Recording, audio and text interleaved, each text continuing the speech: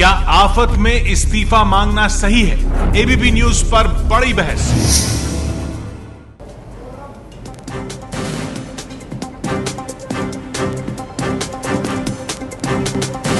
उत्तराखंड में आपदा के 2 हफ्ते बीत चुके हैं। ना तो राहत और बचाव काम पूरा हुआ है और ना ही सभी लापता लोग वापस लौटे हैं, लेकिन नेता डर्टी पॉलिटिक्स में जुट गए हैं। लोकसभा में विपक्ष की नेता सुषमा स्वराज ने बहुगुणा सरकार को बर्खास्त करने की मांग की है, तो कांग्रेस ने बहुगुणा सरकार की पीठ ठोकते हुए पूछ लिया कि जेटली सुषमा दौरे के लिए अब तक क्यों नहीं गए। ट्विटर से शुरू हुआ आरोपों प्रत्यारोपों का सिलसिला बढ़ता चला गया। अब बड़ा सवाल यह है कि राजनीति क्यों हो रही है।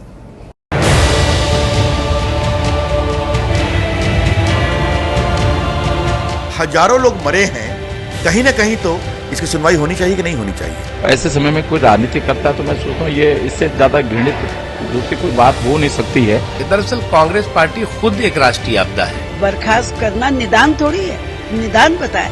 सुषमा स्वराज जी पहले अपने घर में आकलन करें, अपने घर में देखे।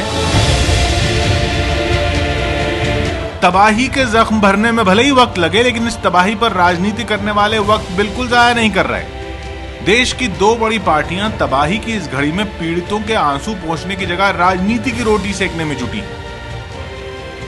सुषमा स्वराज ने सबसे पहले उत्तराखंड की बहुगुणा सरकार को बर्खास्त करने की मांग करके इसकी शुरुआत की। दुख के साथ कहना पड़ रहा है कि आपदा से निपटने में उत्तराखंड सरकार सक्षम नहीं है।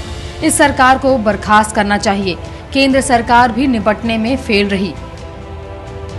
हालांकि इसके बीच सूचना प्रसारण मंत्री मनीष तिवारी ट्विटर पर पहले ही बोल चुके थे। मनीष तिवारी ने लिखा कि कांग्रेस नेताओं के उत्तराखंड दौरे को लेकर बीजेपी नेता आलोचना में जुटे हैं, जबकि दोनों सदनों में विपक्ष के नेता न तो दौरे के लिए गए और न ही सहानुभूति दिखाई। सुषमा को जैसे ही इसकी जानकारी मिली, उन्होंने जवाब देने में बिल्कुल देर नहीं की। फिर से ट्विटर पर टाइप किया, हम उत्तराखंड इसलिए नहीं गए क्योंकि गृह मंत्री ने सार्वजनिक तौर पर दौरे से रोका था। गृह मंत्री ने कहा था कि दौरे से राहत बचाव पर असर होगा। गृह मंत्री सुशील कुमार शिंदे को मैंने फोन करके जगाया। आपदा कितनी बड़ी है इसकी जानकारी पहले मैंने दी, फिर 18 जून को ट्विटर पर बताया। तबाही उत्तराखंड में आई थी और जंग सोशल नेटवर्किंग साइट ट्विटर पर छिड़ी थी। मनीष तिवारी ने फौरन सुषमा के जवाब पर नया सवाल दाग दिया। यदि विपक्ष की नेता ने गृह मंत्री की सलाह का पालन किया, तो फिर बीजेपी के अध्यक्ष और चुनाव पैनल के चीफ ने उसी सलाह का पालन क्यों नहीं किया? अलग अलग लोगों के लिए अलग अलग नियम। ट्विटर की ये जंग यहीं खत्म नहीं हुई। दिग्विजय सिंह से लेकर कांग्रेस के नए नए मीडिया प्रमुख बने अजय माकन ने भी सरकार के बचाव में ट्विटर पर अपने तीर दागे, लेकिन मैदान में असली मोर्चा संभाला कांग्रेस के प्रवक्ता भक्त चरण दास ने। पूरा बीजेपी राजनीति कर रहा है। उनके नेता जो लोग गए वो भी राजनीति किए। आप शाबाशी देने की जगह पर अच्छे काम करें तो भी आप उसको अगर बर्खास्त की बात करोगे तो आप में कहां पे नैतिकता है? आपका तो कन्विक्टेड मिनिस्टर गुजरात में अभी तक बैठा है, मिस्टर बुखारिया। कांग्रेस बीजेपी को कोस रही थी तो बीजेपी के नेता कांग्रेस को देश के लिए आपदा बता रहे थे। मुख्तार अब्बास नकवी ने कांग्रेस पर मौत का हिसाब किताब करने का आरोप लगा दिया। उत्तराखंड की सरकार थी, वो एक काम में लगी रही कि मौत का मैथ बताने में, कि कितनी संख्या हुई, कितनी संख्या नहीं हुई, क्यों नहीं हुई। और केंद्र सरकार राहत पर रोक लगाने में लगी रही कि राहत की सामग्री ये राज्य भेजेगा, ये राज्य नहीं भेजेगा। जो युवराज हैं वो जब ट्रक भेजेंगे तभी और ट्रकें जाएंगी। ये सारी चीजें होती रही। बात सिर्फ इन्हीं नेताओं तक नहीं थी। कांग्रेस ने राशन पानी के साथ सुषमा पर हमला बोला। दिल्ली वाले तो बोल ही रहे थे, देहरादून वालों ने भी मिलकर हमला किया। से आप इससे ज्यादा क्या उम्मीद कर सकते हैं जिन्होंने कोई संवेदना तक प्रकट नहीं की? उनके जैसे वजनदार व्यक्ति को हल्की बात नहीं करनी चाहिए। ऐसे समय में कोई राजनीति करता तो मैं सोचता हूँ ये इससे ज्यादा घृणित दूसरी कोई बात हो नहीं सकती है।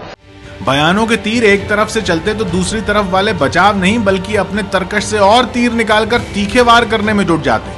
तबाही में मरहम की बात भूल बीजेपी नेताओं ने भी मोर्चा खोल दिया। जिस तरीके की बेबुनियाद ट्वीट्स आ रही हैं तो उसमें कहीं ना कहीं दिखाई देता है कि जब रिक्वेस्ट किया गया सरकार से कि हम जाना चाहते हैं तो शिंदे जी का जवाब था कि मैं खुद वहां नहीं जा सकता। जिस तरह से कांग्रेस पार्टी और रोज जो नए नए समाचार आ रहे हैं कि मौसम विभाग की चेतावनी थी, बार बार थी, 4-5 दिन तक कोई कार्रवाई नहीं होती है, क्या मतलब है इसका? और इस तरह 3000 लापता लोगों और मरने वाले हजारों की जिंदगी और उनका दर्द पीछे छूट गया। बच गई तो सिर्फ राजनीति। आफत में इस्तीफा मांगना कितना सही है और राजनीति क्यों ऐसे मौके पर हो रही है, बड़ा सवाल यह है। चर्चा को आगे बढ़ाएं उससे पहले इरफान साहब के कार्टून पर नजर डालते हैं जो इस राजनीति को दिखा रहा है, दर्शा रहा है कि किस तरह से लोग मदद के लिए आवाजें लगा रहे हैं, लेकिन ये आवाजें जो राजनीति का दंगल शुरू हुआ है उसमें कहीं खोकर रह गई हैं। इन जनप्रतिनिधियों को शायद लोगों की कोई परवाह नहीं, ये तस्वीर उभर कर आ रही है। और दूसरा कार्टून देखिए, ये कार्टून भले ही है लेकिन जो लोगों का दर्द है और जो विडंबना है परिस्थिति की उसे दर्शाता है। लोग मदद मांग रहे हैं लेकिन विपक्ष की तरफ से कहा जा रहा है कि पहले इस्तीफा दो। बहुगुणा जो है मुख्यमंत्री वो खुद अभी ऐसी स्थिति में है कि मदद की गुजारिश कर रहे हैं, खुद भी कोशिशें हो रही हैं, लेकिन मदद बाद में दी जाएगी विपक्ष की तरफ से, पहले इस्तीफा देने की मांग हो रही है। ये मांग कितनी जायज है? क्या इस्तीफा देने से स्थिति बदल जाएगी, सुधर जाएगी, जिनके अपने खो गए हैं वो लौट आएंगे? इस पर हम चर्चा करेंगे। हमारे साथ सभी मेहमान मौजूद हैं। हमारे साथ मौजूद हैं कांग्रेस पार्टी से प्रवक्ता भगचरण दास जी, बीजेपी से प्रवक्ता मीनाक्षी लेखी जी इस चर्चा में हमारे साथ मौजूद हैं। मुंबई से हमारे साथ एक दर्शक जुड़ गए हैं, सुभाष मिश्रा जी।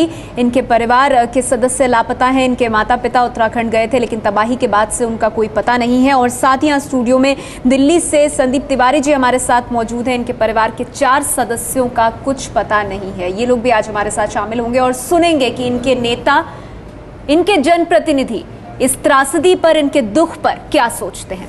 स्वागत है आप सबका और साथ ही मेरे वरिष्ठ सहयोगी विजय विद्रोही भी हमारे साथ मौजूद हैं। चर्चा की शुरुआत आपसे करना चाहूंगी मीनाक्षी लेखी जी, क्योंकि ये जो राजनीति गर्म हुई है इसे गर्म करने में एक बड़ी भूमिका निभाई है लोकसभा में विपक्ष की नेता सुषमा स्वराज ने, जो बीजेपी की कद्दावर नेता मानी जाती हैं। ये जो जख्म उत्तराखंड की तबाही ने दिए हैं ये अभी हरे हैं बहुत लोगों के लिए, और ऐसे मौके पर सुषमा स्वराज कह रही हैं कि बहुगुणा की जो सरकार है उसे बर्खास्त कर देना चाहिए। देश समझना चाहता है आपसे कि बर्खास्त करने से क्या होगा, जिनके अपने चले गए हैं वो लौट आएंगे? देखिए, जिनके अपने चले गए हैं वो इससे लौटकर नहीं आएंगे, लेकिन प्रशासनिक व्यवस्था जिसमें कि आप देखें तो बद्रीनाथ जैसी जगह में जहां पर कोई भी सेवा और सुविधा उपलब्ध नहीं हुई है, वहां पर मंदिर के लोग सबको लंगर खिला रहे हैं जो भी वहां जीवित व्यक्ति हैं, और ऐसे में उनकी गैस खत्म हो गई है। और लगातार नेता प्रतिपक्ष ने सरकार से कहा कि आप वहां पर कैरोसिन पहुंचाइए, वो कैरोसिन अब तक नहीं पहुंचा है। लाशों के अंबार लगे हुए हैं लेकिन कोई गिनने वाला नहीं है। कितने लोग मरे, कितने लोग जिए, उसका कुछ पता नहीं है। और ये नेता प्रतिपक्ष वही नेत्री हैं जिन्होंने 18 तारीख को गृह मंत्रालय को आगाह किया कि आपके अनुमान के मुताबिक 54 लोग या 72 लोगों की मृत्यु हुई है, हजारों की तादाद में लोगों की मृत्यु हुई है और लाखों की तादाद में लोग फंसे हुए हैं। आप इसकी तुरंत कॉग्निजेंस लें और इस पर काम तुरंत करें। सरकार की बर्खास्तगी से क्या होगा? इससे तो राष्ट्रपति शासन की तलवार लटकेगी। यानी इस वक्त एक सरकार जिसे लोगों की मदद करनी चाहिए वो वहां मौजूद नहीं रहेगी, इससे तो संकट बढ़ेगा। नहीं, आप मुझे ये बताइए कि जो कोऑर्डिनेशन का काम राज्य सरकार का था, क्या वो काम हुआ? आज अगर दिखाई देता है तो केवल और केवल एक चीज दिखाई देती है, वो है कि हमारी सेना और अर्धसैन्य बलों ने जो काम किया है उसके अलावा किसी भी प्रशासन नाम की चीज वहां है ही नहीं। चाहे, और केंद्र सरकार के अपने नेताओं ने ये बात कही है। तो जहां केंद्र सरकार और राज्य सरकार के बीच में कोऑर्डिनेशन नहीं है, अगर आप जल्द से जल्द वहां राहत पहुंचाना चाहते हैं और किसी भी तरीके की प्रशासनिक मदद करना चाहते हैं, तो जो अभी की सरकार है वो तो कुछ कर ही नहीं पा रही है। पिछले 15 दिन में उन्होंने कुछ नहीं किया सिवाय इश्तेहार छापने के अखबार में। आपका मानना है कि सरकार को जाना चाहिए। मीनाक्षी जी, हमारे साथ भगचरण दास जी भी मौजूद हैं, और आज जब सुषमा स्वराज ने ट्वीट किया था उसके बाद कांग्रेस की तरफ से ये कहा गया है कि अच्छा काम हुआ है राज्य सरकार का, शाबाशी दी जानी चाहिए। भगचरण दास जी, आप शाबाशी देने की बात कर रहे हैं लेकिन देश की मुख्य विपक्षी पार्टी कह रही है राज्य सरकार ने उत्तराखंड में कुछ नहीं किया। दिल्ली में टेलीविजन पर बोल देना बहुत आसान है कि ट्विटर पर कह देना बहुत आसान है। अगर पिछले 10 दिन में 1,09,000 लोगों का रेस्क्यू किया गया है तो क्या यह मामूली बात है? 5 लाख लोग इफेक्टेड हुए हैं, 13 डिस्ट्रिक्ट इफेक्टेड हुआ है और करीब 4,200 गांव इफेक्टेड हुए हैं। इसमें भारत सरकार का और राज्य सरकार का फोर्सेस को आप देखेंगे तो 6,500 से ज़्यादा एयरफोर्स, आर्मी, आईटीबीपी, एनडीआरएफ और पुलिस बल लगा हुआ है। 2,000 से ज़्यादा पुलिस बल लगा हुआ है, 800 से ज़्यादा और दूसरे फोर्सेस लगे हुए हैं। इतने ताकत के साथ करीब एयरफोर्स का 20 से लेकर 45 तक हेलीकॉप्टर चलता था और आज भी 27 हेलीकॉप्टर चल रहा है। प्राइवेट हेलीकॉप्टर 10 से 15 तक चलता था। करीब हेलीकॉप्टर में ही 27,645 लोगों को अभी तक रेस्क्यू किया गया है। आप वहां पे ये स्टैटिस्टिक्स पिछले 12 दिन से दिए जा रहे हैं। इतने बड़े ये आंकड़े तो आप दे रहे हैं, ये जो सेना और अर्धसैनिक बलों ने किया, आप वो आंकड़े बताइए ना जहां राज्य सरकार का प्रशासन पहुंचा नहीं पहुंचा। अभी भी इतने सारे गांव है वहां पर राज्य सरकार का कोई बंदा नहीं गया, पुलिस की व्यवस्था नहीं लगाई गई। सेना देश का नहीं होता है, सेना देश का नहीं है, आपका मैं मान लिया, ठीक है, सेना आपका है, सेना देश का नहीं है। आप कहना चाहते हैं सेना आपका है, सेना देश का है। प्रधानमंत्री जी जाने के बाद उनकी भूमिका राज्य सरकार की आप कहें तो राज्य सरकार ने केवल हेलीकॉप्टर 10 से 15 हेलीकॉप्टर करके 10,000 लोगों को वहां से रेस्क्यू ऑपरेशन हेलीकॉप्टर में किया है राज्य सरकार ने।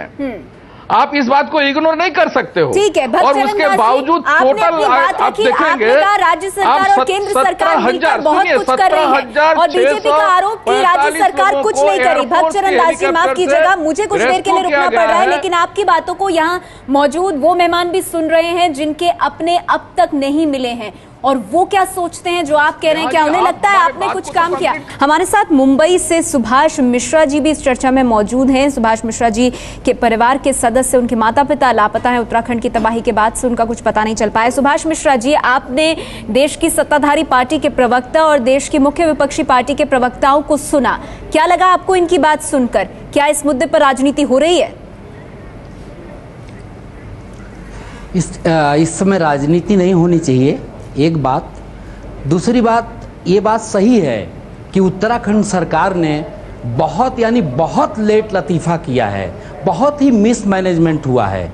लेकिन फिर भी इस टाइम पे जबकि एक पार्टी काम कर रही है, गलत कर रही है, सही कर रही है, इस टाइम पे इस्तीफा मांगना मेरे हिसाब से गलत है।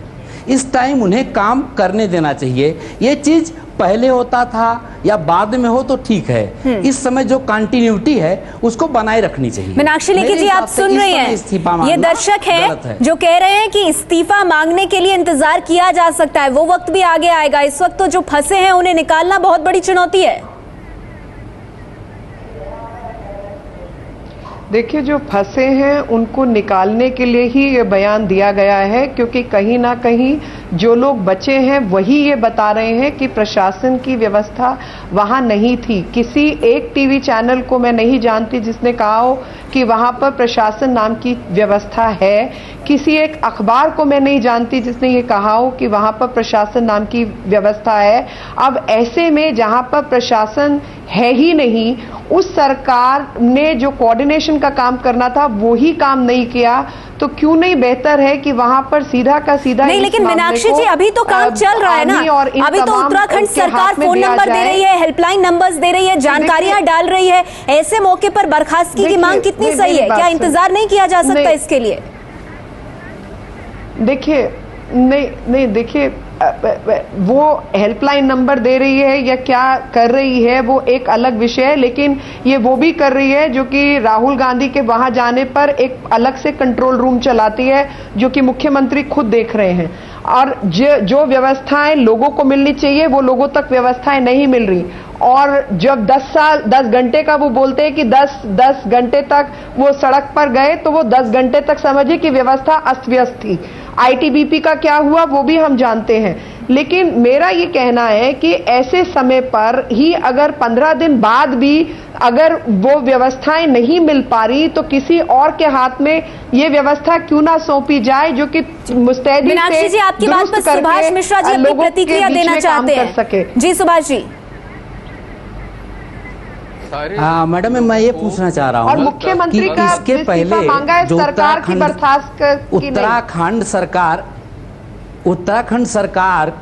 उत्तराखंड में जो देवभूमि है वहाँ की व्यवस्था सबको मालूम है, हर एक पार्टियों को मालूम है। मान लीजिए बीजेपी अभी बोल रही है कि सरकार को इस्तीफा दे देना चाहिए। ये लोग अगर बीजेपी को इतनी ही चिंता थी, मैं देखिए किसी पार्टी का नहीं हूँ, मैं इस पक्ष में इस पॉइंट पे बात कर रहा हूं कि इस समय चूंकि काम चल रहा है, दूसरे लोग आएंगे, दूसरा तरीका अपनाएंगे, वो डिस्टर्बिंग होगा। और आज 15 दिन बीत जाने के बाद इस्तीफा मांगना एकदम गलत है। जब शुरू में इनको मालूम था कि वो देवभूमि है, देवभूमि पे हजारों लोग आते हैं, कंस्ट्रक्शन हुआ है, गलत कंस्ट्रक्शन हुआ है, बहुत सी बात वहां पे इतनी गंदी गंदी बातें हुई हैं कि नदियां अपने आप को रोक नहीं पाई हैं। हाँ। तभी ये लोग कहां थे, तभी ये लोग क्यों नहीं बोले? ठीक है, आप समझते हैं कि वो ज्यादा अहम मुद्दे हैं जिनको उठाया जाना चाहिए इस वक्त, तो इस्तीफे की राजनीति नहीं होनी चाहिए। मीनाक्षी जी, मैं आपके पास आऊंगी, लेकिन एक और दर्शक यहाँ दिल्ली से संदीप तिवारी जी हमारे साथ यहाँ मौजूद हैं। इनके परिवार के 4 सदस्य लापता हैं। जी संदीप जी, आपको क्या लगता है, क्या हो रहा है इस वक्त? मीनाक्षी जी, आपसे मेरा बस इतना ही सवाल है कि जो आप ये इनसे इस्तीफे की मांग कर रहे हैं, अगर इस इस्तीफे की मांग को 15-20 दिन बाद ये जब राहत कार्य पूरा हो जाए, जितने भी लोग फंसे हुए निकल के आ जाएं, तब आप इनसे ये सब डिमांड कर सकते हैं। पर अभी ऐसी स्थिति है कि आम आदमी बहुत इस राजनीति में नहीं पड़ना चाहता, सिर्फ ये चाहता है कि हमारे अपने जो फंसे हुए हैं कैसे ना कैसे करके हमारे पास आ जाएं। इस गवर्नमेंट ने 3 दिन तक जो राहत कार्य नहीं किया, मैं इस गवर्नमेंट के थोड़ा सा अगेंस्ट हूँ कि 3 दिन तक इसने वो राहत कार्य नहीं किया। ऐसा क्यों नहीं किया? ठीक है, चलिए आपके 2 सवाल हैं बगचरण दास जी से भी, मीनाक्षी जी से भी। मीनाक्षी जी पहले आप जवाब दीजिए, फिर बगचरण दास जी मैं आपके पास आऊंगी। जी मीनाक्षी जी। देखिए, मैं आपके साथ पूरी संवेदना के साथ शामिल होकर यही कह रही हूं कि मुख्यमंत्री का इस्तीफा मांगा है ताकि सही मुख्यमंत्री वहां पहुंचे और प्रशासन में जो लैप्सेस हैं, जो कमियां हैं, खामियां हैं, उनको चुस्त दुरुस्त किया जाए। और उसमें एक भी व्यक्ति मुझे ऐसा नहीं मिला जो ये कहे कि अभी जो प्रशासन है उसने कोई अच्छा काम किया हो। और जब व्यवस्था की बात आती है तो एनडीएमए की व्यवस्था में 8 वर्ष तक एक मीटिंग नहीं होती। नहीं। जहां पर अर्ली वार्निंग सिग्नल्स की बात आती है तो वो सिग्नल पहुंचे थे मेट डिपार्टमेंट के, लेकिन ठीक है मीनाक्षी जी, फिर तो उत्तराखंड में जो स्थिति है उसमें आपकी सरकार भी शामिल रही है, तब उसने कुछ क्यों नहीं किया? बगचरण दास जी, आप कह रहे थे कि उत्तराखंड की सरकार ने ऐसा काम किया है कि उसके लिए शाबाशी दी जानी चाहिए। यहाँ जो मेहमान हमारे साथ इस चर्चा में मौजूद हैं, जो कि आम जनता है, उनको आपने सुना, वो आपसे इत्तेफाक नहीं रखते? नेहा जी, इस देश में क्या विश्व में इतना बड़ा मैग्नीट्यूड में इतना बड़ा प्राकृतिक आपदा नहीं हुआ था। और ये कहां हुआ है? जो पहाड़ी में, जहां इतना इनएक्सेसिबल एरिया है, जहां पर हमारे लाख से ज्यादा लोग फंसे हुए थे, और अचानक ये घटना हुआ, जबकि भारी वर्षा की सूचना केवल 15-16 को दी गई। जिस दिन घटना घटी उस दिन अति वर्षा की सूचना दी गई। बादल फटने का किसको जानकारी नहीं था। उत्तराखंड में इस जगह में हमेशा हर साल आप लैंडस्लाइड होता है, भारी वर्षा होता है, लेकिन इतना मैग्नीट्यूड में कभी नहीं हुआ। तो किसी को जाहिर है कि अंदाजा नहीं होता है, प्रिपरेशन नहीं होता है। इसके बावजूद भी थोड़ी बहुत खामी तो जरूर आएगी, क्योंकि लोग कौन कहां फंसे हुए थे उसको लोकेट करना, वहां पर हेलीकॉप्टर से पहुंचाना, क्योंकि सारा रास्ता कटअप था, और हेलीकॉप्टर से पहुंच के लोगों को राहत दिलाना और उनको रेस्क्यू करके वहां लाना। ये मैं आपको बता दूं, ये इतनी बड़ी त्रासदी नहीं होती यदि आपकी सरकार पहले से ही तैयार हो जाती। 14 से लेके 18 तारीख तक का समय ऐसा दिया था मौसम विभाग ने कि बहुत भारी बारिश की संभावना है। आप वहां पे अपनी तैयारियां करने पर आपकी सरकार ने कोई भी ऐसा कार्य नहीं किया जिससे इतने लोगों की जान बच सके। ये जो कार्य अगर आप पहले से इस व्यवस्था को सुचारू रूप ढंग से चलाते तो ऐसी त्रासदी नहीं होती, लोगों के घर परिवार बहुत सुखी होते। और आपने 3 दिन लेट किया रेस्क्यू है। अगर उस स्थिति पे ऐसी आपदा में कहीं राहुल गांधी फंस जाता ना, तो आप कश्मीर से लेके कन्याकुमारी तक की पूरी फोर्स लगा देते राहुल गांधी को बचाने के लिए।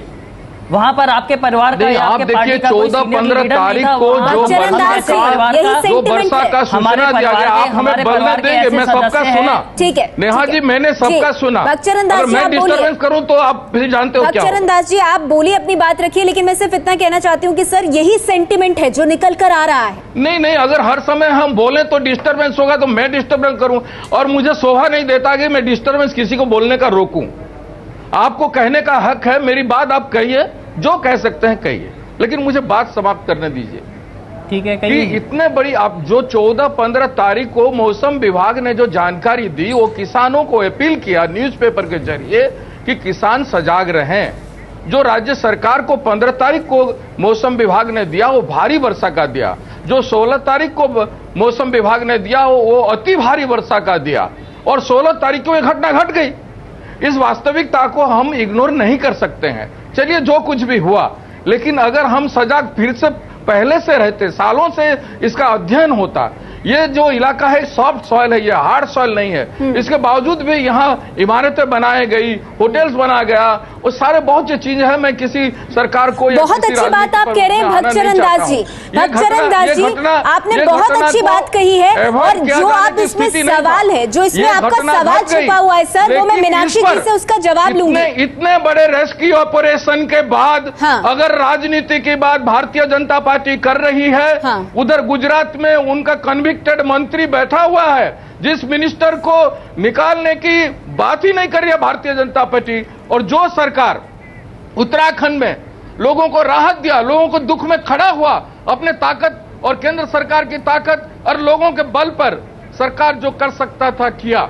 लेकिन भक्तचरण दास जी, क्या आपकी पार्टी राजनीति नहीं कर रही है? अगर आपकी पार्टी ये कहती है कि कौन नेता वहां नहीं गए और जो गए वो क्यों गए, आपने कहा बीजेपी के 2 नेता वहां क्यों नहीं गए, और जो पहले गए वो क्यों नहीं गए, क्या वो राजनीति नहीं है सर? टेलीविजनों में सुनिए, टेलीविजनों में इन सब बहस से हट करके हम वहां कैसे पुनर्निर्माण हो, जो लोग भी बचे कुचे कहीं भी हैं उनको निकालने के प्रयास करें, और जो लोग आज पीड़ित हैं उनको राहत देने की काम करें। उस पर क्या कमियां हैं और क्या किया जा सकता है, कुछ रचनात्मक बात हम कर सकते हैं। ठीक है, आपने अच्छा सवाल पूछा विजय। ये सवाल लगातार जो पॉलिटिकल पार्टी से नुमाइंदे आते हैं, जो हमारे मेहमान हैं, वो पूछते हैं कि मीडिया ये सब क्यों दिखा रहा है। लेकिन एक सवाल तो यहाँ पर विजय ये भी उठता है कि अगर इस तरह की बयानबाजी हो रही है, अगर ऐसे ट्वीट्स और ऐसे बयान राजनेताओं की तरफ से आ रहे हैं, तो क्या उससे मीडिया को नहीं दिखाना चाहिए? क्या लोगों को जानने का हक नहीं है? इतने सारे लोग हैं, इतने प्रभावित लोग हैं, वो उनकी बात भी मीडिया सामने रख रहा है, और नेताओं तो सुबह टी पीने से पहले मुझे लगता है ट्वीट करने बैठ जाते हैं, और हर तरह की बयानबाजी शुरू होती है। सूचना के अधिकार के तहत राजनीतिक पार्टियां आती हैं, इसमें कांग्रेस और बीजेपी एक हो जाती है, इसमें कोई पॉलिटिक्स नहीं करते। गैस के दाम, ड्राई गैस के दाम $4.2 प्रति यूनिट से बढ़ाकर $8.4 प्रति यूनिट हो जाती है, एक बड़े उद्योगपति को फायदा पहुंचाने के लिए। ये बीजेपी को कहीं नहीं दिखता, उसके लिए कांग्रेस सरकार की कहीं घेराबंदी नहीं होती। लेकिन ऐसे मौके पर एक मुख्यमंत्री को हटा दे, इसको लेकर बड़ी राजनीति होती है, और कांग्रेस की तरफ से भी कोई कमी नहीं है कि ये नेता गया, ये नेता नहीं गया, इस राज्य सरकार ने इतना करोड़ दिया, इस राज्य सरकार ने इतना करोड़ दिया। मीनाक्षी जी, मैं आपके पास आऊंगी, लेकिन उससे पहले सुभाष जी, आप कुछ कहना चाहते हैं? हाँ मैडम, मैं ये कहना चाहता हूँ कि ये जो त्रासदी आई है ना, प्रश्न आ चुके हैं, ये त्रासदी के लिए चाहिए कोई जी मैं आऊंगी मैम आपके पास। प्लीज मैटर बीच में इंटरप्ट मत करिए प्लीज मैडम। मैं ये कहना चाह रहा हूँ कि ये हालांकि ये जो काम प्रशासन ने किया है ये बहुत धीमे किया है, और मैं ये कहना चाहूँगा कि अपने देश के चाहे बीजेपी हो चाहे सरकार, चाहे कांग्रेस की सरकार हो, ये दोनों सरकार सिर्फ चुपचाप तमाशा देखते हैं। एक घटना होती है, चुपचाप फिर दूसरा आने वाला होता है, पिछला भूल जाता है। और इस घटना मेरे माँ बाप तो मरे हैं जो, उनको मारने के लिए कांग्रेस और बीजेपी दोनों बराबर की हकदार हैं, दोनों जिम्मेदार हैं इस त्रासदी की। मीनाक्षी जी, किसी ने पहले कुछ नहीं किया, पहले किसी ने कुछ नहीं किया। मेरे को थोड़ा सा समय चाहिए क्योंकि 3 लोगों के विषय आते हैं। मर गया, बम दगा, ये हो गया, कुछ नहीं, मर गए लोग, फिर कुआं खोदो बचाओ, फिर टाए फिस। यही होता है इस देश में। हम लोग भी भगवान के भरोसे ही जीते हैं। ये लोग तो अपना घर भरते हैं, ऐश करते हैं और कुछ नहीं करते, बयानबाजी करते हैं, बस करते कुछ नहीं है। मीनाक्षी जी, देखिए, जिनके माता पिता या परिवारजनों के साथ कोई भी हादसा हुआ है उनके खिलाफ मेरे को कुछ नहीं कहना है, क्योंकि उनके ऊपर बहुत बड़ा कहर है और उसमें मैं उनको बिल्कुल मुद्दा नहीं बनाना चाहती। लेकिन एक विषय जरूर सामने रखना चाहती हूँ कि मेरी पार्टी केंद्र में और राज्य में विपक्ष में है, हम लोग वहां सरकार में नहीं है। बावजूद उसके हमने सक्रिय रूप से पहले दिन से ये बात कही कि इसको आप राष्ट्रीय आपदा घोषित करें, देश के जितने संसाधन हैं उनको जुटा के आप उत्तराखंड से लोगों को रेस्क्यू करें, रिहैबिलिटेट करें और तमाम हमारे लोग जो जिस तरीके की मदद पहुंचा सकते थे उन्होंने पहुंचाने की कोशिश की। जिनके पास भुज का और सूरत की बाढ़ का एक्सपीरियंस है वो अपने बेस्ट डिजास्टर मैनेजमेंट के लोगों को लेकर भी वहां पहुंचे, डॉक्टर्स को लेकर भी पहुंचे, हर तरीके की मदद के लिए सामने आए। उसमें राजनीति हुई। जो बाबा रामदेव जैसे लोग वहां शिविर चला रहे हैं उनके शिविर बंद करवाए गए। आधे पेज के एक पेज के अखबार में एड छापे गए। हरी झंडी दिखा के फॉर्मूला 1 की तरीके से यहां से रवाना किया गया सामान को, जो सामान वहां ऋषिकेश में खड़ा रहा। बद्रीनाथ के अंदर जो लोग खाना बनाकर लोगों को खिला रहे हैं और सिर्फ वही हैं जो कुछ काम कर रहे हैं, उनकी गैस खत्म हो गई। नेता प्रतिपक्ष ने यह बात गृह मंत्रालय को कही कि उनके यहां गैस नहीं है, कुछ नहीं है, वो मदद का केवल और केवल वही मंदिर साधन है, आप वहां पर कैरोसिन की व्यवस्था करें। हम हेलीकॉप्टर और तमाम तरीके की राज्य सरकारों के द्वारा मदद करना चाहते हैं, वो नहीं हुआ। केदारनाथ मंदिर के बयान आने से पहले केंद्र सरकार और राज्य सरकार का यह मत था कि 3 साल तक यह जगह बंद रहेगी। जब भी ऐसे धर्म स्थलों की बात आती है तो कोई उन पे काम करके राजी नहीं है। जैसे ही एक बयान आया कि हम बनवाने को राजी हैं, अगले दिन वहां पे एएसआई और तमाम कल्चरल मिनिस्ट्री के लोग पहुंच गए और उन्होंने डिक्लेयर किया जी हम बनवाएंगे, नहीं तो वो मंदिर भी इस तरीके से अस्त व्यस्त पड़ा रहता। अब जो लोग मदद करना चाहते हैं, जाना चाहते हैं, उनको आप रोक लगाते हैं, उनके आप शिविरों को बंद कराते हैं। राजनीति अगर कोई कर रहा है तो आज भी आप मुझे बताइए कि पहली ट्वीट किसकी थी? मनीष तिवारी की ट्वीट थी। उसके जवाब में अगर नेता प्रतिपक्ष अपना जवाब रखती है तो आप उसको राजनीति कहते हैं। जिन लोगों के परिवार के साथ ऐसा हादसा हुआ है, सांत्वना उनके साथ है और उनका ही काम बेहतर हो, इसलिए ये बयान है। जब हमने कहा कि इसको आप राष्ट्रीय आपदा घोषित करें तो घोषित नहीं किया गया। हाँ, भगचरण दास जी। नेहा जी, मैं सुभाष जी का दर्द को जानता हूं। जो अपना माता पिता खोता है वो जानता है उसका दुख दर्द क्या है। उनकी बात वो अपने जगह पर जायज है।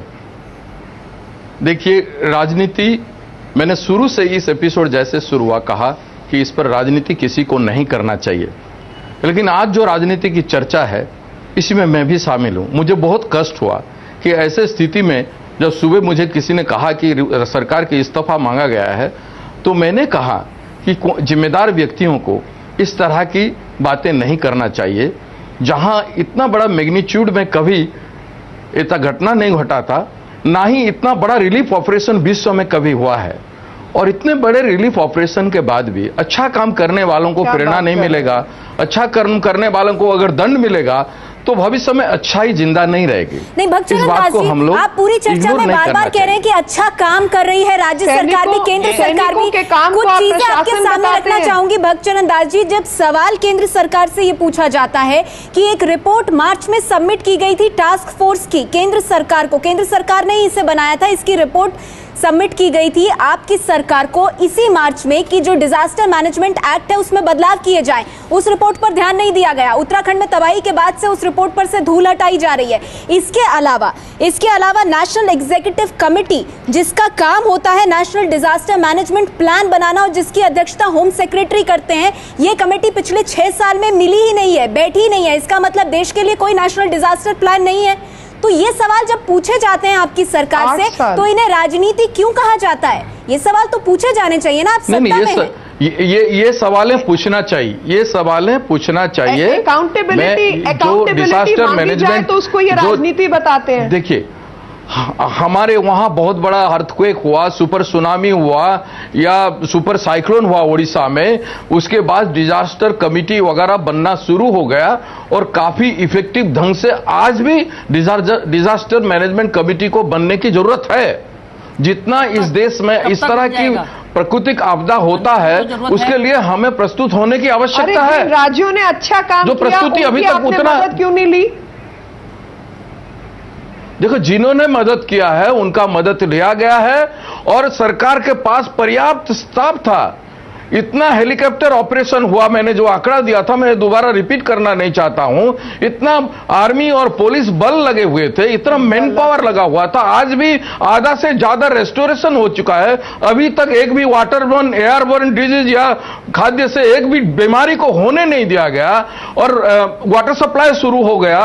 रास्ता जो कटा हुआ था उससे आधा से ज्यादा रास्ता शुरू हो गया है और कई जगह पर इलेक्ट्रिसिटी रिस्टोरेशन हो गया है। अब रिलीफ रिस्टोरेशन इतना तेजी से चल रहा है, आप इसको जाके देखिए। ठीक है, चलिए, ये आरोप प्रत्यारोप का दौर जो है ये जारी रहेगा। मीनाक्षी लेखी जी, आपसे संक्षेप में जानना चाहूंगी, बार बार आपकी पार्टी उत्तराखंड में जो आपदा आई और उसके बाद सरकार का मैनेजमेंट या जिसे आप मिसमैनेजमेंट कह रहे हैं उस पर आप ध्यान दे रहे हैं, लेकिन लोग तो ये सवाल उठा रहे हैं कि उत्तराखंड में आपकी पार्टी की भी सरकार रही है और वहां जिस तरह का विकास हुआ है उसने कहीं ना कहीं इस विनाश को जन्म दिया है। तो ऐसी सकारात्मक बहस क्यों नहीं होती आपकी और कांग्रेस के बीच कि दोनों पार्टियों ने कहीं ना कहीं राज्य को बेहतर करने के संदर्भ में बहुत सारी भूल की है और उन्हें सुधारने की जरूरत है? देखिए, जो भूल हुई है वो राष्ट्रीय स्तर पर सारे जो इतनी नदियों के रिवर बेड्स हैं उस पे बहस होनी चाहिए और उसमें यमुना के रिवर बेड पे कॉमनवेल्थ गेम्स और तमाम जो बिल्डिंगें बनी हैं उसको भी बीच में लिया जाना चाहिए और वो एक पॉलिसी का विषय है, उस पे जरूर जो है। नहीं, मीनाक्षी लेखी जी, राष्ट्रीय स्तर पर क्यों? उत्तराखंड की अगर बात करें तो कांग्रेस पार्टी से पहले आपकी पार्टी की सरकार वहां रही है। नेहा, आप मैं आपको मैं और उससे पहले फिर कांग्रेस पार्टी की थी, उससे पहले उत्तर प्रदेश के अंदर जो सरकारें रही हैं, दोनों पार्टियों की तरफ से जो भूल चूक हुई है उस पर बात कीजिए ना, सकारात्मक बहस कीजिए ना आप दोनों पार्टियां मिलकर। नेहा, मेरी बात, हमने खाया, फिर ये खाएंगे, फिर हम खाएंगे। मेरी बात आप पूरी करने देंगे? नहीं, मैं आप विजय जी, आप या तो मेरे को अपनी बात कहने दें और बीच में ना टोकें। और उसमें खास तौर पे मैं आपको याद दिलाना चाहती हूं कि जब आपने कहा कि आरटीआई के मामले में हमारी पार्टी कांग्रेस पार्टी इकट्ठी है, वो आपका बेबुनियाद तर्क था। मेरी पार्टी का स्टैंड बिल्कुल क्लियर है। जहां तक फाइनेंशियल जो अर्थव्यवस्था को लेकर है उसमें हम बिल्कुल क्लियर है कि हम अपने सारे के सारी चीजें जो है इलेक्शन कमीशन को देते हैं, इनकम टैक्स को देते हैं और वो दोनों चीजें जो है आरटीआई के तहत आती हैं। आपको चाहिए, जिसको चाहिए वहां से निकाल ले, लेकिन आरटीआई के नीचे जिस दिन पॉलिटिकल पार्टी आने लगी तो आप वहां प्रश्न करेंगे कि मीनाक्षी लेखी को प्रवक्ता। हाँ, तो मैं इसीलिए कह रही हूं, आप जो एक ब्रश से बार बार पोतने की कोशिश कर रहे हैं वो कोशिश ना करें। हम लोग विपक्ष में हैं, कृपया याद रखें इस बात को और याद रखें कि जो ग्लेशियर पिघलने की जो बात थी वो 25 दिन पहले राज्य सरकार को बताई गई थी और उसके बावजूद उस पर काम नहीं हुआ। वहां पर जो रजिस्टर मेंटेन होने चाहिए थे वो रजिस्टर मेंटेन नहीं थे। मेरी सरकार थी तो वो रजिस्टर मेंटेन होते थे। प्रशासन के डिस्ट्रिक्ट मैजिस्ट्रेट से लेकर एसपी जो है वो गायब थे, मेरे टाइम पे वो नहीं था। अगर मैं वहां होती, अभी तक ये किसी भाजपा शासित प्रदेश में होता तो आप लोग ये चलाते कि मुख्यमंत्री का इस्तीफा मांगो। वो तो जो मुख्यमंत्री के इस्तीफे वाली बात है उसमें आप प्रशासन की बात नहीं, आपने नहीं कहा। आपका मतलब मैं मीडिया को इकट्ठा गिनती हूं और उसमें मैं बार बार जो है ये बात आपके सामने रखना चाहती हूं कि मापदंड अलग नहीं हो सकते।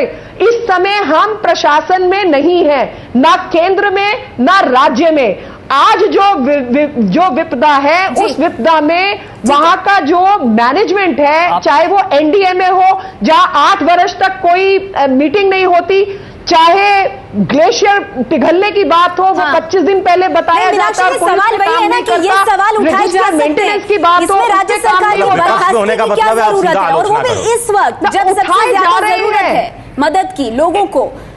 आप नहीं, इस वक्त जो मदद हम कर सकते हैं अपने लेवल पर, विपक्ष पे रहने के बावजूद, चाहे सरकार की चाहे राज्य के अंदर, वो हम कर रहे हैं। लेकिन आप शिविरों को बंद करवा देते हैं।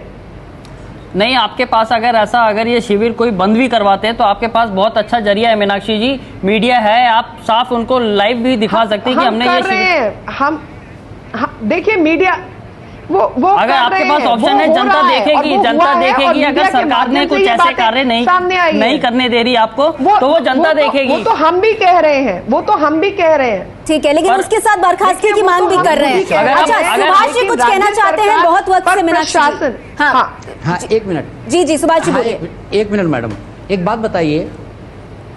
बात हमें बताइए कि ठीक है, हमारे माँ बाप मान लीजिए नहीं मिलते हैं, बहुत से लोग चले गए, हमें ये दोनों पार्टियां बताएं कि हर स्टेट में, महाराष्ट्र, गुजरात, उत्तर प्रदेश, उत्तराखंड, आगे जब कोई स्थिति आने वाली है तो ये लोग क्या किए हैं। फिर ऐसे ही होगा, हमारे माँ बाप चले गए लेकिन फिर निर्दोष लोगों के माँ बाप मरेंगे, बम विस्फोट हुआ, अटैक हुआ, इतना कुछ हुआ, इन लोगों ने कोई सबक नहीं लिया। बताएं हमें कि आगे से इन्होंने क्या करके रखा है कि आगे कुछ ना हो। भक्तचरण दास जी, माँ बाप गए, भक्तचरण दास जी, मैं बताती हूँ जी मीनाक्षी, मैं आपके पास आऊंगी, लेकिन भक्तचरण दास जी सत्ताधारी पार्टी में बैठे हैं। नहीं, वो आप पॉलिटिकल क्लास से वो सवाल है मीनाक्षी जी। भक्तचरण दास जी बोलिए। जी देखिए, जो मीनाक्षी जी कह रही हैं कि किसी को काम करने नहीं दिया गया, बहुत से राज्यों का कैंप लगा हुआ है अभी भी, और कई राज्यों ने अपना हेलीकॉप्टर चलाए हैं, कई एनजीओ आज भी काम कर रहे हैं रिलीफ ऑपरेशन में, सरकार के साथ मिलकर कई एनजीओ काम कर रहे हैं, अपना अपना कैंप भी कई लोग किए हैं। इसमें यह बात गलत है कि किसी को रोका जा रहा है, ऐसी बात नहीं है। दूसरी बात है, पिछले दिन राज्य सरकार ने, ये जो नया सरकार बना, मिस्टर बहुगुणा का सरकार, 15 महीने में कोई डैम नहीं बनाया, कोई कंस्ट्रक्शन नहीं किया, कोई होटल नहीं बनाया। वहां पे भी फिर राजनीति शुरू की, हमने नहीं किया, हमसे पिछली वाली सरकार ने मैं राजनीति नहीं कर रहा हूँ। जो अभी सुभाष जी ने कहा, उनको एक सिटीजन होने के नाते उनका हक बनता है कि प्राकृतिक आपदा हो या किसी तरह के घटना घट रहा हो, तो इससे बचने के लिए सरकार के पास, राज्यों के सरकार के पास, केंद्र के सरकार के पास, सबके, हमारी व्यवस्था बहुत मजबूत होना चाहिए। इस बात को आप इग्नोर नहीं कर सकते और इसके लिए तैयारी होना। लोगों ने भी ये चर्चा देखी और जो यहाँ दर्शक मौजूद थे उन्होंने भी, आप खुद ही इस निष्कर्ष पर पहुंचे कि इस मुद्दे पर राजनीति हो रही है या नहीं। लेकिन ये दुर्भाग्यपूर्ण जरूर है कि उत्तराखंड की इतनी बड़ी तबाही के बाद भी जो त्रासदी वहां हुई, उससे बड़ी त्रासदी ये है कि इसके बाद भी 2 मुख्य दल देश के इस मामले में साथ नजर नहीं आते। शुक्रिया आप सभी मेहमानों का हमारे साथ इस चर्चा में जुड़ने के लिए। क्या आफत में इस्तीफा मांगना सही है? एबीपी न्यूज पर बड़ी बहस।